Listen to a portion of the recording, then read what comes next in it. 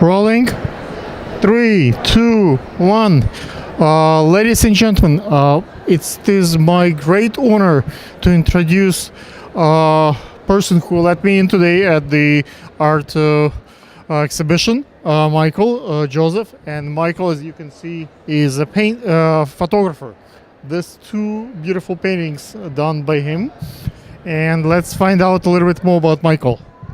Good afternoon. How are you? Thank you for taking the time to come visit with me today. My pleasure.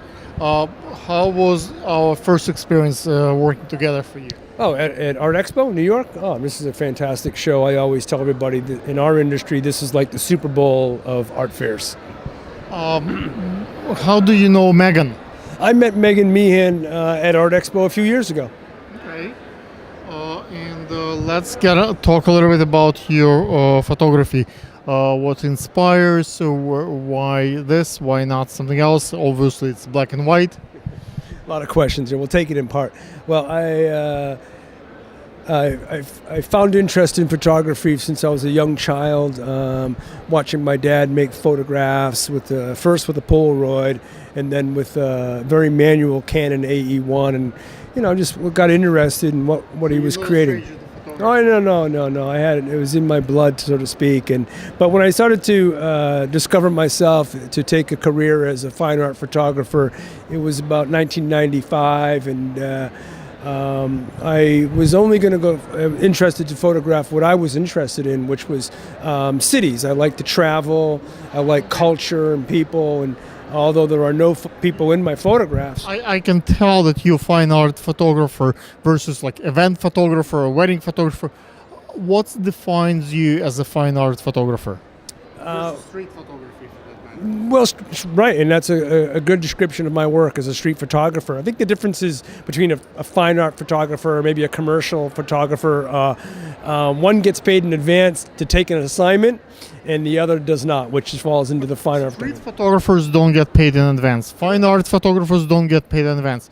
What is the distinction, as you see, between street photography and the fine art?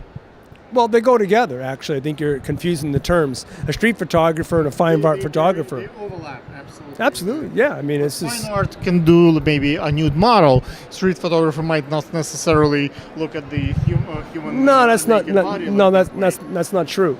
I think again, it can if the line between you asked me what's the difference between a fine art photographer and what's the difference of a commercial photographer, as I said. Commercial, street photography. Street photography and fine art photography, I don't know there needs to be any separation there. I mean, I think if you're going to define the word fine art photography versus what? A street photographer perhaps is a person who use streets as his studio. Fine art could be in the studio, right? No, not necessarily. Again, I think you're trying to compartmentalize the word photography. You're trying to find descriptions for it, and I think those boundaries are completely blurred. Okay. No, not overlap, but define the area between. Look, a street photographer, because I'm a street photographer, I work in the street. I'm walking into cities, and I'm making photographs of urban architecture and structures and buildings. But I am a street photographer. The expression and the outlet for my artwork as a fine art photographer is a different approach from a guy who's doing commercial photography. I can have a commercial photographer shooting in the streets, but like I said, he's on assignment and he has a check and he's been paid. Yeah, of course. But a fine art photographer, I think the only difference between the two is that is where the capital is coming from, where the funding is coming from. Let me take you to the next question.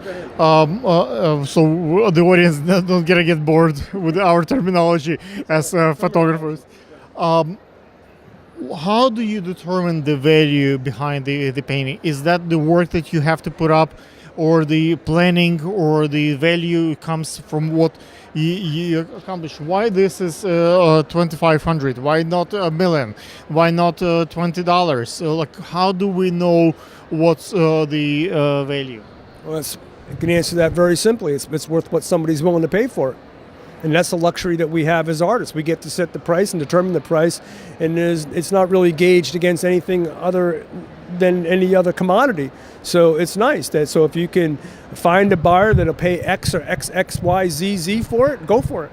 I think that really determines it, and then you can escalate, add value and credibility to your career based on that. So you have to perform a track record or a proof of concept, and in the art world, that's it. There's, you can't. Is there like a monthly, like let's say annually? Last year you did 400,000. This year you're gonna do 500,000.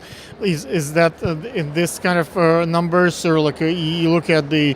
I need a hit, and that's what I feel this worth. I'll do just one sell. And Again, you can generalize, but obviously I'm not going to discuss my financials with you. But you don't have to do what you really. But do it is no, you have to establish an asking price, and you want to be reasonable about it. You figure out, and you go around into the industry and look around and see who you compare to, where you are in your career, what your track record is, and then you start to set a price, and then you hope to escalate and go further on that scale once you've established more credibility, you have more sales, maybe you've gone to auction, and again, it's all determined what I said 5 minutes ago, what somebody is willing to pay for. So if I sold this for 2,000 or 200,000, if I got someone to pay 200, now I've set the barometer for what my art is worth. Right, but someone like you are at Art Expo, so you certainly at certain level. You're not a regular street photographer who just run around with a camera and pretend to take a couple of pictures. So you have a certain credibility behind. Okay, so I think if we're going to go back 20 minutes ago in our discussion of just not getting. I'm looking at your book here. That's my book. Yeah, I think maybe it would help to when we talk about art careers as emerging, mid-career, and established. So you're right, a street photographer where am I? I'm an established photographer. My work is known around the world. I have major corporate collections, private collections. I have licensing deals.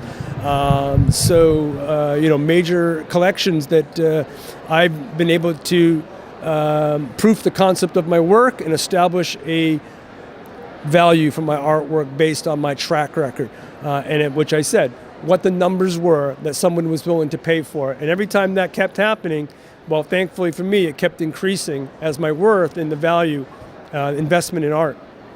Is it something that you have to prove every year again and again? Or it's something once you get the title, like a tenure, then everybody just come to you? Or no, you never. You can never. You can't be flat foot. You can't lay back on your heels. It's a constant shuffle. To stay forward and keep the momentum moving forward. You can easily slide back very quickly. So it is a constant that you have to put effort into your career moving forward. I see many artists here are represented by galleries and salespeople. You as artists, I see, sitting right there in front. So you are also, in the chair or behind, in front of the people. Yeah. How those things, skills get developed and help you out? I think you have to be in the game. You've got to get up and show up to be at the game. And I think that's the artist. You're supposed to create art. Do you feel ashamed that you have to sell it, or it's a pleasure for you that you have to represent yourself? Oh no, I love it. I enjoy it. I've always enjoyed it. You spin the clock back 20 years ago, and I was a people person. I'm an extrovert. I love to be out and in front, and my personality was probably more of a star than my own photography. I think this just gave me an opportunity to come out and meet people, as I said, and be immersed in the culture and to travel. So it was about the event, and I enjoy it. It's a celebration every day, and the artwork should speak for itself, and then you should speak for your artwork. Ladies and gentlemen, if you would like to purchase this work or the work that we have here in the book, perhaps Michael can share his. Do you have Instagram or like a Facebook? What's the best way? Website. Yeah, website michaeljoseph.com. Best way to look at my work, and MJ at michaeljoseph.com is the best way to reach me. Thank you. Cool. Cut. Thank you. All right, that's done. This one done. Let's go to the next one.